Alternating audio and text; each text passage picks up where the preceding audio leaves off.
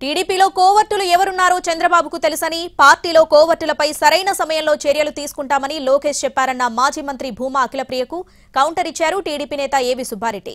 అఖిలప్రియ తన పేరు చెప్పకపోయినా కోవర్టు అని తనను ఉద్దేశించే చెప్పిందన్నారు. తనపై కేసులు పెట్టిన వారి లెక్కలు తేలుస్తామని అఖిలప్రియ అంటే, తప్పు చేశారు కాబట్టే ఆమెపై కేసు పెట్టానన్నారు ఏవి సుబ్బారెడ్డి.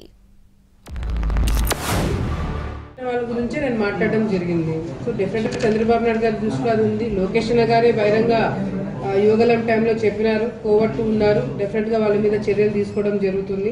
రేపు పొద్దున ఎవరైతే తప్పుడు కేసులు పెట్టారో వాళ్ళందరూ కూడా లెక్కకి లెక్క చెప్తామని నేను చెప్పలే, లోకేష్ గారు చెప్పిన మాట నేను చెప్పడం జరిగింది. కోపట్టింది నేనే, పేరు చెప్పలేకపోతే కేసు పెట్టింది నేనే కదా, రికార్డెడ్ కదా ఎవిడెన్స్. అది ఏం జరిగిందని వీడియోలలో కనపచ్చింది, రికార్డెడ్ ఎవిడెన్స్ కదా, అది నేనే కేసు పెట్టినా, అందుకే జైలుకు పోయింది. గతంలో యువగలంలో వాళ్ళు తప్పు చేసి నా మీదనే తిరిగి నిందేసే పరిస్థితులు కలిగినాయి.